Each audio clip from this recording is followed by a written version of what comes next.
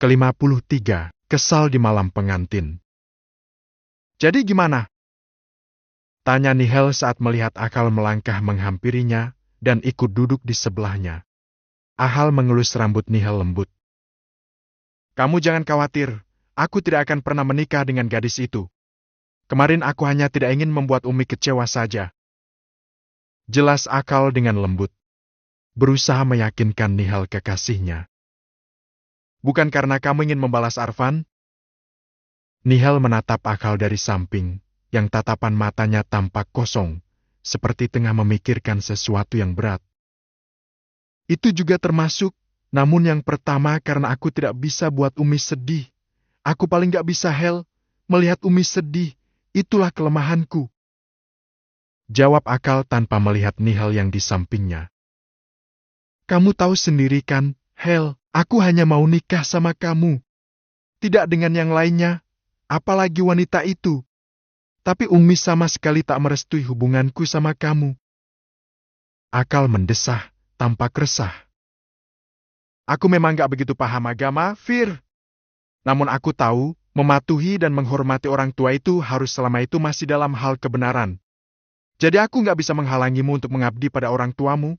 Aku gak mau ngebuat kamu dicap sebagai anak durhaka karena melarangmu untuk menikahi wanita yang bernama dia itu. Omongan Nihel terdengar serius oleh Akal. Akal segera memalingkan wajahnya menatap Nihel dengan tatapan haru akan kata-katanya. Itulah alasannya kenapa sedari dulu aku mengagumimu, hatimu sangat lembut dan baik. Mata Akal berembun sambil terus menatap Nihel. Aku tak tahu kenapa Umi sama sekali tidak bisa menerimamu, padahal kamu wanita baik. Ucap Akal. Nihel hanya mengulum senyum mendengar pujian Akal untuk dirinya. Kamu jangan khawatir, aku akan coba sekali lagi untuk membujuk Umi, agar aku tak dinikahkan sama wanita yang bernama Dea tersebut. Ucap Akal dengan antusias dan penuh keyakinan. Lagi-lagi Nihel tersenyum. Iya boleh. Tapi seandainya Umimu tetap dengan pendiriannya, aku nggak apa-apa kok. Sejenak Akal terdiam. Nihel, aku begini bukan berarti tak mencintaimu, Vir. Tapi aku seperti ini terlampau besarnya cintaku, hingga tak ingin kau membangkang kemauan wanita surgamu. Jika memang kau jodoh denganku, maka kita akan bersatu. Entah itu sekarang atau nanti akan sama saja, aku tak mempermasalahkan. Aku akan tetap mencintaimu, Vir. Kali ini Akal benar-benar terharu dengan kalimat-kalimat yang dituturkan penuh kelembutan oleh Nihel. Entah kenapa Akal merasa hanya Nihel yang sangat mengerti akan perasaan Akal selama ini. Malam ini Ahal menghampiri Helwa yang tengah duduk santai dengan Ahlan di sofa ruang tamu. Iya, ada apa? Tanya Helwa saat melihat Akal hanya berdiam sambil berdiri. Sedangkan Helwa tahu bahwa Akal menemuinya pasti karena ada perlu. Bolehkah Akal bicara serius dengan Abi dan Umi? Tanya Akal hati-hati tanpa mengangkat pandangannya. Iya boleh, apa? Tanya Ahlan sambil melirik putranya tersebut. Akal masih membisu sambil duduk di sofa yang berhadapan dengan Ahlan dan Helwa. Dipandanginya oleh Akal wajah Ahlan dan Helwa secara bergantian. Ada rasa tak tega sebenarnya di benak Akal saat melihat wajah kedua orang tuanya untuk menyampaikan maksudnya. Ada apa, Nak? Tanya Helwa saat Akal hanya diam saja. Begini Mi. Akal mulai memberanikan diri untuk menyampaikan maksudnya untuk membatalkan pernikahannya. Iya, apa? Tanya Ahlan lagi. Umi tahu. Celetuk Helwa dengan antusias. Akal yang sedari tadi menundukkan wajah, mengangkat wajahnya, menatap Helwa yang tampak sumringah. Kamu pasti grogi kan? Karena pernikahannya sudah dimajukan lagi, yaitu 3 hari lagi. Hah! Akal tercengang mendengar penuturan Helwa bahwa pernikahannya malah dimajukan. Inginnya hati menyampaikan maksud ingin membatalkan pernikahannya, tak tahunya kedua orang tuanya malah memajukan hari pernikahannya. Coba lihat ini. Helwa menunjukkan sebuah undangan dan menyerahkannya pada Akal. Apa itu, Mi? Tanya Ava. Lihat aja sendiri, jawab Helwa. Dengan tangan bergetar, Ahal mengambil undangan yang disodorkan Helwa. Jadi Umi dan Abi sudah menentukan pernikahan Akal dan dia 3 hari yang akan datang? Akal menatap Helwa dengan tak percaya. Lalu bergantian menatap Ahlan, yang menganggukkan kepala pada Akal, sebagai jawaban. Ye, bahkan abimu sudah menyebarluaskan sebagian undangan. Apa? Lagi-lagi Akal terkejut dengan penuturan Helwa. Kenapa kayak terkejut gitu? Seharusnya kamu seneng dong. Sebentar lagi mau nikah. Tanggap Helwa. Tapi, Mi, Akal kan masih umur 20 tahun. Masa iya sih main nikah aja, masih kuliah juga? Protes Akal. Bagus dong, biar kamu tambah dewasa kalau gitu, kayak dia. Jawan Helwa. Dan lagian, bukannya meskipun kamu gak umi nikahkan sama dia, kamu juga mau nikah sama nihilmu itu. Lanjut Helwa. Sudahlah, Akal, jangan coba-coba untuk mengelak dari pernikahan ini. Undangan sudah tersebar ke sebagian orang penting. Ujar Ahlan, terdengar serius. Yang seketika membuat nyali Akal ciut. Dan menundukkan wajahnya dalam-dalam. Kali ini rasanya, sudah tidak mungkin untuk Akal mundur dari perjodohan ini. Seberapa besar usaha dia untuk menggagalkan pernikahannya dengan Akal, ia tak berhasil, apalagi mengetahui mimpi mamanya, Hulia dari Pak Arga, yang dulu begitu terobsesi ingin menjadi istri dari Ahlan. Akhirnya mau tak mau dia terpaksa setuju untuk menikah dengan Afal, walau tanpa cinta. Begitupun dengan Afal, dengan sangat terpaksa, hari ini bertepatan dengan hari Jumat, ia mengikrarkan ijab kabulnya di depan orang banyak dan tamu-tamu penting. Acara resepsi diadakan dengan begitu meriah. Tidak seperti Arfan yang menghilang dari acara pernikahan Ahal dan dia, sebab tak kuasa melihat gadis pujaannya menikah dengan sepupu yang merangkap saudaranya. Justru nihil hadir di acara tersebut seperti tanpa beban dan kehilangan. Bukan tak sesak melihat sang kekasih menikah dengan wanita lain, namun apalah daa, semua kehendak takdir yang maha kuasa. Itulah alasan nihil hingga ia bisa tegar dan bisa hadir di pernikahan Akal, kekasihnya sejak dari dulu masih zamannya sekolah. Aku sudah setuju, menikah dengan wanita pilihan Abi dan Umi, tapi aku juga akan menikah dengan wanita pilihanku juga, dan Abi sama Umi juga harus setuju.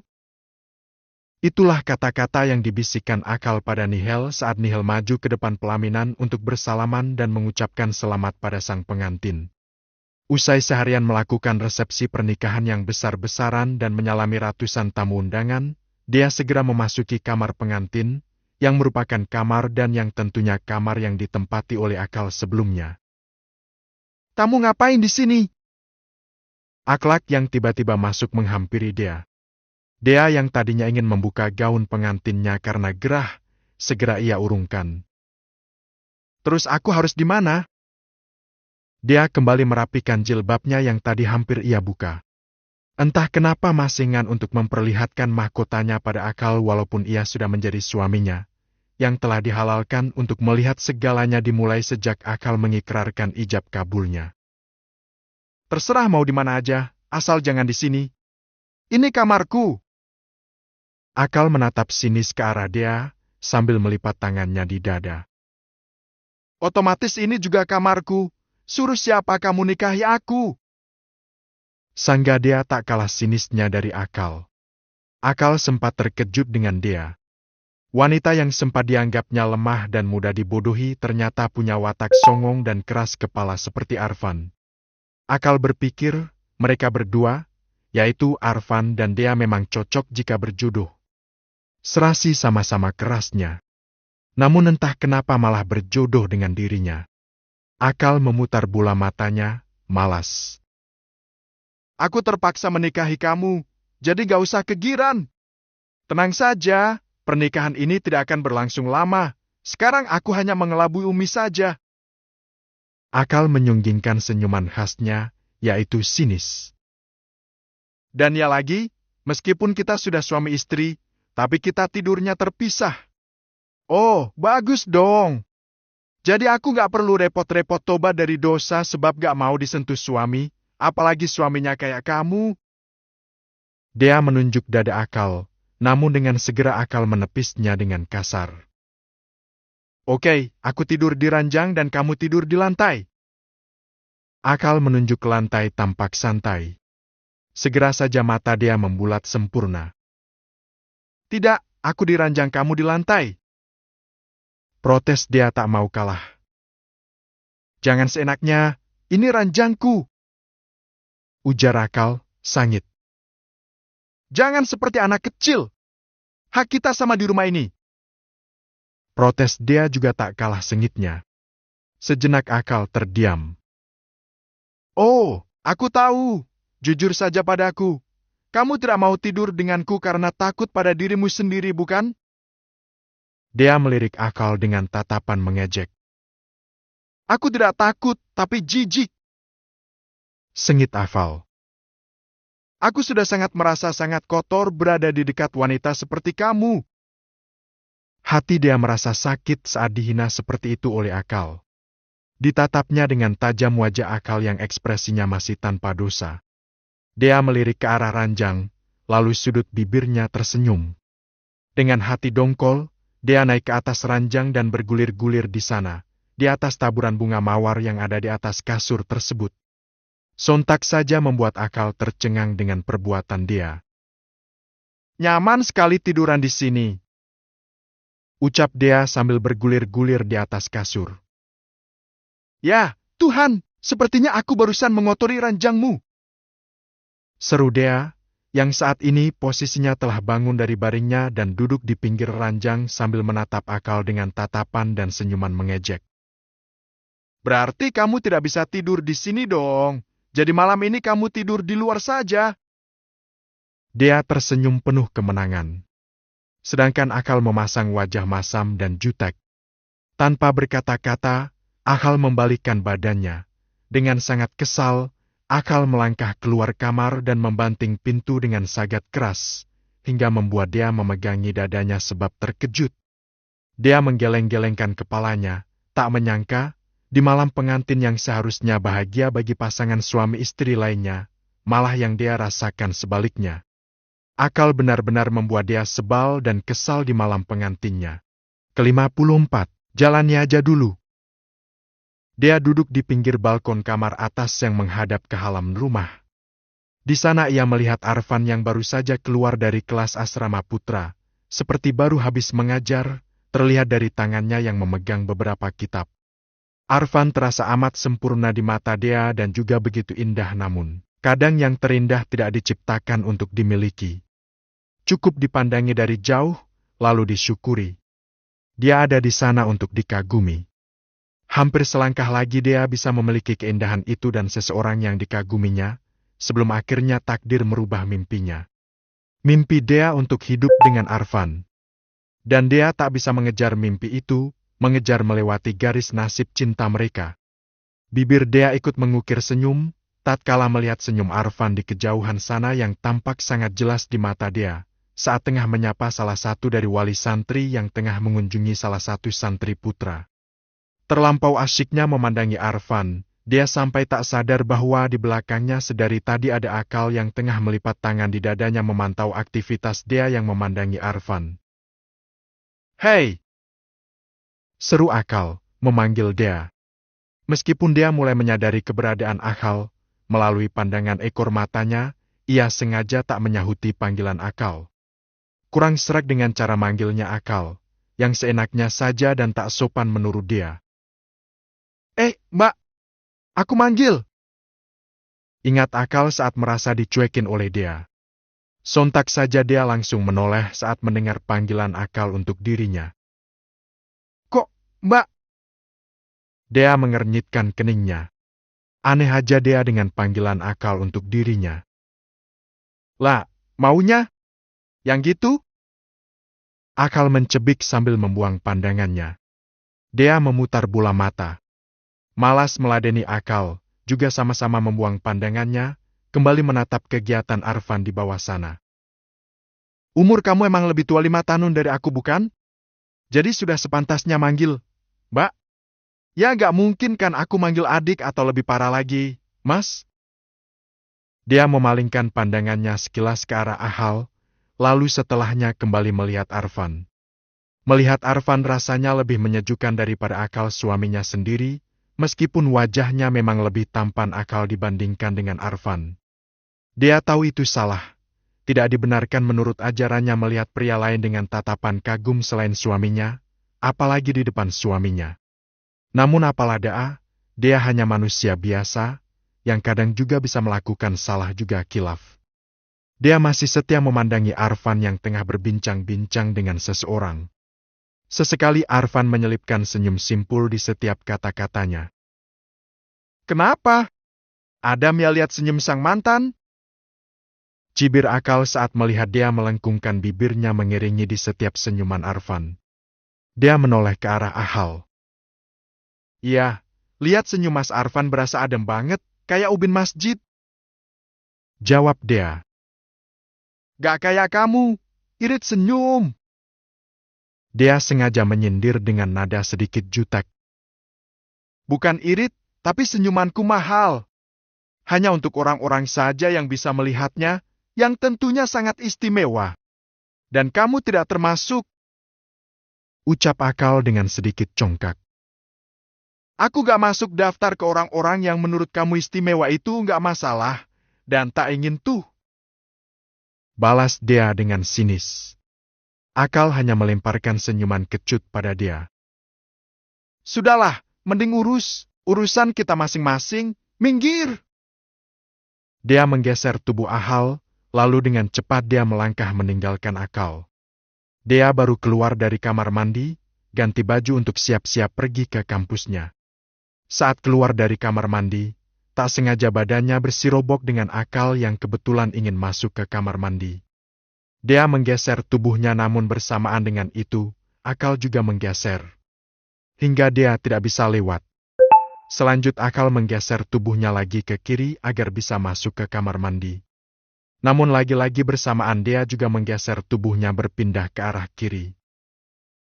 Haish! Dia berdecak kesal sambil dengan cepat memindahkan tubuhnya ke arah kanan. Namun seakan berjanjian, Akal juga gerak pindah ke kanan. Hei! Seru dia dan Akal bersamaan. Haish! Lagi-lagi dia dan Akal serempak berdecak kesal. Mau kamu apa sih? Lagi-lagi bersamaan. Kamu!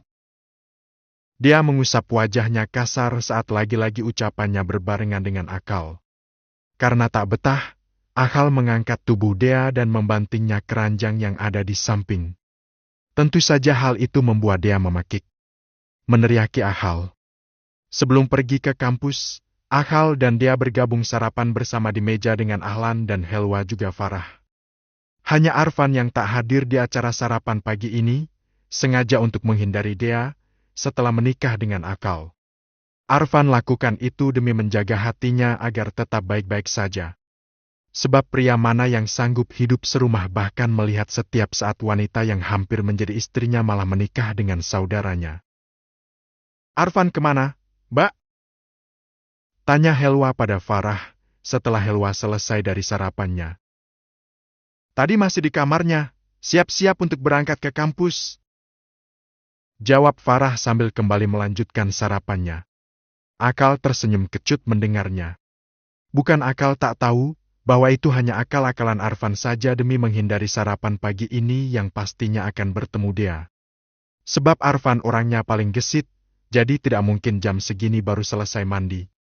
Ada kepuasan tersendiri pada diri Akal melihat penderitaan Arfan. Menikahi dia ada keuntungan tersendiri bagi Akal walau tak mencintainya. Akal, kamu kan sekampus dengan dia, jadi tiap harinya harus pergi dan pulang bareng. Ujar Helwa. Sontak membuat Akal melongo dan menatap dia yang terlihat santai. Kok gitu, Mi? Tanya Akal dengan nada protes. Ya harus gitu, Emang. Kan dia istrimu, tanggung jawabmu sekarang. Kamu sudah punya istri Akal, jadi sudah seharusnya kamu belajar dewasa dan tanggung jawab. Timpalah Lan. Dea, Umi mohon, tolong kamu sambil bimbing Akal, agar bisa menjadi pria yang benar-benar sejati dan memiliki kepribadian yang baik. Umi percaya, kamu wanita yang baik dan soleha juga cerdas, jadi tolong luruskan akhlak suamimu. Ucap Helwa pada Dea namun tatapannya menatap sinis ke arah Akal. Akal mengerutkan keningnya mendengar kata-kata Helwa. Sedangkan Dea tersenyum sambil menganggukkan kepalanya. Insya Allah, Mi, doakan Dea supaya bisa merubahnya. Dea melirik sinis ke arah Akal namun bibirnya mengukir senyum. Akal membuang pandangannya dari Dea. Malas untuk menatapnya. Saat ini Akal dan Dea ada di halaman depan rumah. Siap-siap untuk berangkat ke kampus. Karena permintaan Umi, aku terpaksa harus membawa kamu ke kampus. Sebenarnya malu harus berangkat dan pulang sama kamu. Setelah berucap Akal membuang pandangannya ke sembarang arah. Seharusnya yang malu itu aku, bukan kamu. Dea menunjuk dada Akal. Kenapa harus aku? Malah seharusnya kamu bangga sama aku. Sungut Akal. Ide, punya kelebihan apa kamu, sehingga harus aku banggakan? Sinis Dea. Akal tak menjawab. Tak lama dari itu, dua orang wanita, yang kebetulan lewat untuk mengunjungi salah satu santri menghampiri Akal. Bisa izin minta foto dengan Gus Fur? Ucap salah satu wanita yang masih terlihat muda dan cantik tersebut. Sambil tersenyum sinis Akal mengangguk. Boleh. Ucap Akal singkat. Sontak saja membuat girang kedua wanita tersebut. Lalu salah satu wanita tersebut mengulurkan HP pada Dea. Bisa minta tolong fotoin, Mbak? Dea sempat melongo. Namun karena tak nyaman untuk menolaknya, akhirnya Dea menganggukkan kepala. Dea meraih HP wanita tersebut. Selanjutnya Helwa membidik kamera HP pada 3 orang di depan sana yang tengah berpose dengan Akal yang ada di tengah-tengah dengan berjarak. Terima kasih banyak, Gus. Ucap salah satu wanita itu setelah selesai. Ih, ganteng banget sih Gus Fir. Ucap wanita satunya lagi sebelum akhirnya menjauh pergi. Iya, kayak opa-opa Korea. Imbuhnya lagi. Akal tersenyum congkak menatap Dea. Sekarang sudah jelaskan kalau aku patut dibanggakan. Akal melipat tangannya di dada sambil mengusar rambutnya, sok keren. Dea memutar bola matanya, malas. Sudah, aku mau berangkat sekarang. Dea melangkah mendahului Akal. Kita naik apa ini? Dea menoleh ke belakang menatap Akal yang masih sok keren. Memang keren sih, Dea menyadari itu. Akal melangkah ke depan menghampiri Dea. Naik, buruk. Akal berucap tepat di kuping Dea, membuat Dea meringis mendengarnya, saking nyaringnya suara Akal. Akal menaiki motor sportnya. Ayo cepat naik. Akal menoleh ke Dea yang masih berdiam diri di tempat. Kenapa masih diam? Kamu ngarep biar aku naikin gitu? Ogah. Sengit Akal. Dea berdecak, walaupun malas Dea melangkah dan naik juga di belakang Akal. Akal pun menjalankan motornya. Di dalam perjalanan tak ada percakapan di antara mereka. Keduanya sama-sama terdiam. Sampai kapan pernikahan ini akan bertahan? Dea memecah keheningan. Tak ada jawaban dari Akal. Mengingat kita tak ada kecocokan sama sekali. Lanjut Dea. Bukannya menjawab, Akal malah melajukan motornya. Hei! Tegur Dea. Jalanin aja dulu. Jawab Akal singkat. Lalu semakin melajukan kecepatan motornya. Makin lama semakin laju saja. Bisa santai nggak bawa motornya? Dea mulai agak ketakutan, khawatir jatuh sebab ia tak berpegangan. Bukannya memperlambat lajunya, Akal malah semakin melaju dengan kecepatan tinggi. Bahkan Akal bawa motornya sudah kayak ikutan racing saja dan beberapa kali menyelip-nyelip, membuat dia harus memejamkan matanya sebab ngeri. Dalam keadaan terpejam, Dia merasakan laju motor Akal terhenti. Perlahan dia membuka matanya. Kenapa berhenti di sini? Dia mengedarkan pandangannya ke seliling. Dikiranya tadi sudah sampai, tak tahunya malah berhenti di pinggir jalan. Motornya mati mendadak, ujar Akal dingin. Dia segera turun dari motor Akal. Lalu gimana kita berangkatnya? Dia menatap Akal yang tengah mengecek motornya. Ya mau gimana lagi? Jalan kaki dong, jawab Akal sekenanya. Oh, gitu? Maunya? Nggak apa-apa. Lagian, jalan pagi itu sehat, yang sakit itu jalannya aja dulu. Setelah berucap, dia pergi meninggalkan Akal. Ke-55, berasa setor nyawa. Berasa setor nyawa. Dia pergi ke kampus dengan naik taksi. Untuk urusan Akal, dia tak peduli entah mau naik apa pergi ke kampus itu pria berondong yang beberapa hari ini telah berstatus menjadi suaminya. Langkah lincah dia yang hendak menaiki tangga kampus terhenti ketika tatapannya tak sengaja melihat Akal tengah berdiri dan bersandar ke salah satu tiang yang ada di dekat tangga naik ke kampus. Akal melipat tangannya di dada dengan sebelah kaki disilangkan ke kaki satunya. Sedangkan tatapan matanya terarahkan ke dia. Baru sampai kamu, Mbak? Tatapan Akal masih ke arah dia. Kok, kamu ada di sini? Dia tampak kebingungan, sebab tadi saat naik taksi, Akal masih meretelin motornya yang mogok. Auto, dia bingung tiba-tiba Akal sudah sampai duluan di kampus. Menurut kamu? Akal malah balik bertanya. Kamu sampai duluan? Kok bisa? Ekspresi wajah dia makin bingung. Dia melanjutkan langkahnya, menghampiri tempat di mana Akal berdiri. Kenapa harus gak bisa? Sinis Akal sambil mengangkat sebelah alisnya. Ya kan tadi motor kamu mogok, lalu tiba-tiba sudah ada di sini saja. Heran aja. Padahal tadi lebih dulu aku berangkatnya, tapi kenapa lebih dulu kamu yang sampai ke sini? Ekspresi dia masih terlihat kebingungan. Emang mogok, tapi aku benerin dengan membawanya ke bengkel. Setelah hidup aku langsung berangkat ke sini. Jelas Akal tampak serius. Hah? Secepat itu? Dia melongo kaget dan tak percaya. Iya, jawab Akal santai. Lagi-lagi dia melongo kaget.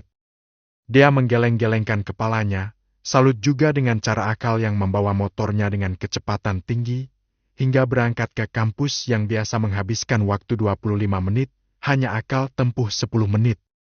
Dia tak heran, pantas saja saat tadi ia bertanya dengan apa pergi ke kampus, Akal jawab dengan buruk. Ternyata dia benar-benar motornya dengan kecepatan burak. Secepat kilat. Jadi jangan suka meremehkan kemampuan seseorang. Setiap orang mempunyai kelebihan masing-masing. Dia hanya mencebik mendengar penuturan Akal. Akal menyunggingkan senyuman sinis pada dia, lalu selanjutnya ia membalikkan badan melangkah pergi meninggalkan dia. Ya Tuhan, inginnya hati memeluk gunung malah memeluk opa Korea. Dia menghentikan langkahnya yang hendak menuju perpustaka saat mendengar celotehan Vina sahabatnya. Dia menatap Vina yang langkahnya juga ikut terhenti bersamaan dengan langkah dia yang berhenti juga. Kan rencananya mau menikah dengan Arfan, malah jadi istri Akal. Vina menaik turunkan alisnya menggoda dia.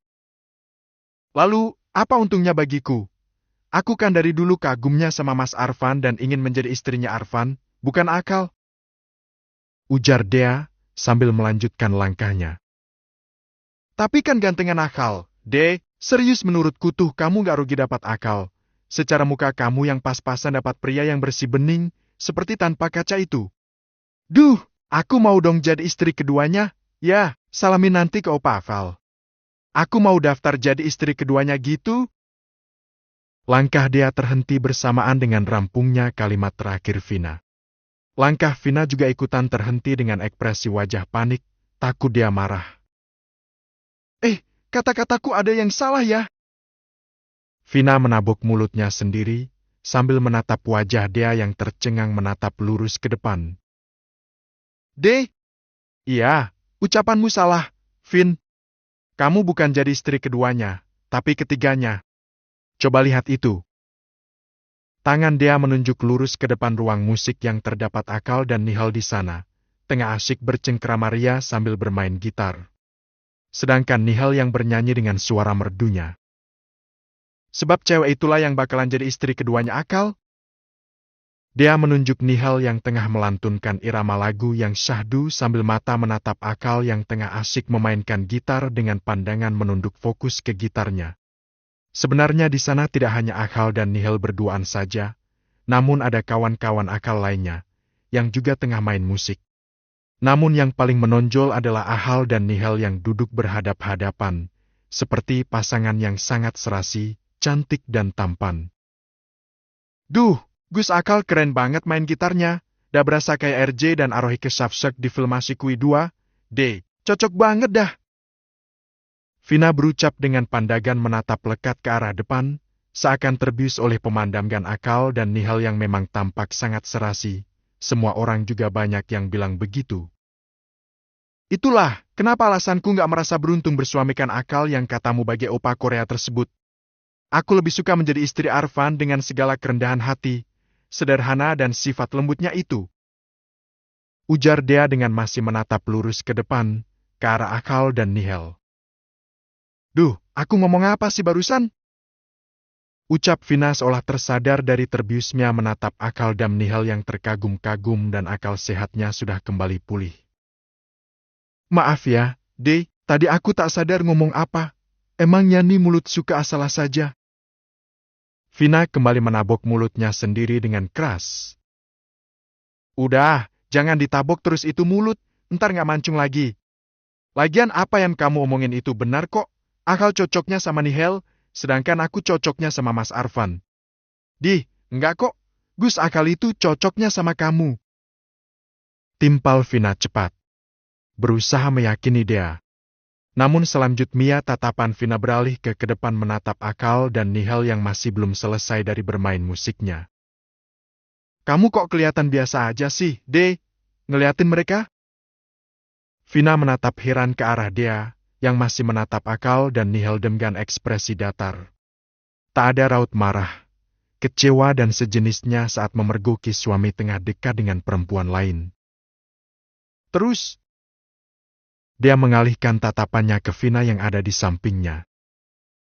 "Ya kan dia suamimu, masa ya biasa-biasa aja ekspresinya sama perasaannya juga. Terlihat baik-baik aja aku tengok kau tuh," tanggap Vina. "Ya kali aku menangis, kayak film di Ikan Terbang saat memergoki suami tengah selingkuh bersama perempuan lain." Dia melipat tangannya ke dada, dengan raut wajah yang masih tampak santai, seolah tak melihat keberadaan Akal bersama mantan kekasihnya. Vina menelisik wajah Dea, mencari raut kekecewaan, marah dan kawan-kawannya di sana, namun Vina tak berhasil menemukan itu. Vina tak menemukan apa yang dicarinya. Dia benar-benar tampak santai. "Wih, hebat kamu, De, terbuat dari baja kalia hati kamu, bisa tegar gitu lihat suami kepergok ria bersama mantan pacarnya." "Tapnya pacar, bukan mantan," sahut Dea cepat membenarkan. "Soalnya mereka masih belum putus," imbuh Dea. "Iya itu deh maksudnya. Tapi tetap aja aku salut sama kamu. Keren, gak ada raut kecewa atau marah sedikit pun." Vina berdecak heran sambil menatap sahabatnya itu. "Gini, Vin, gimana aku mau marah dan kecewa? Sebab aku sadar, di sini akulah yang menjadi pihak ketiga di antara hubungan mereka," jelas Dea pada Vina. "Lah, kok bisa jadi begitu?" tanya Vina, bingung menatap Dea dengan kening berkerut. "Aku hadir di tengah-tengah mereka, jadi yang berhak kecewa sebenarnya Nihal, bukan aku. Tapi dia gak marah tuh sama aku. Jadi, apa?" tanya Vina. Sebab ucapan Dea menggantung. "Kalau mau salut, salut ke Nihal aja." Setelah berucap, Dea melangkah meninggalkan Vina yang masih tercengang berdiam diri di tempat. masih memikirkan kata-kata dia. Idih, ogalah, ngapain salut sama pelakor? Vina ikut melangkah menyusul dia. Setelah ucapan dia nyantol di kepalanya, dia berdiri di parkiran kampus dengan pikiran pulang mau naik apa. Di tengah-tengah kebingungannya, tatapan dia tak sengaja bersirobok dengan Arfan yang baru saja tiba di parkiran menghampiri mobilnya. Arfan melemparkan senyuman simpul pada dia. Mendadak dia jadi salting. Ini baru pertama kalinya dia bertemu dan bertatap muka dengan Arfan lagi semenjak dia menikah dengan Akal. Sebab Arfan selalu menghindari pertemuannya dengan dia, demi menjaga kewarasan hatinya. Tanpa dia tahu itu, dia membalas senyuman Arfan tanpa berkata, walaupun ingin sekali dia menyapanya, walau hanya 2 huruf pun. Hai! Tapi dia tak berani. Tepatnya dia urungkan saat melihat Arfan seakan menghindari tatapan dirinya. Arfan segera masuk ke dalam mobil saat melihat kehadiran Akal yang menghampiri dia. Kamu pulang mau naik apa? Tanya Akal pada dia, yang pandangannya masih menatap mobil Arfan yang berjalan keluar dari area kampus. Hei, jawab! Ketus Akal membuat dia terkejut dari lamunannya. Dia menoleh ke arah Ahal. Apaan sih? Sungut dia dengan wajah juteknya. Kamu pulang dengan siapa, dan mau naik apa? Akal mengulangi pertanyaannya. Emang kenapa? Sok peduli banget. Ujar dia masih dengan jutek.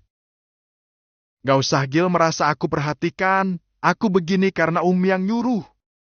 Kalau gak, ogah aku boncengan sama kamu. Ujar Akal dengan sengit.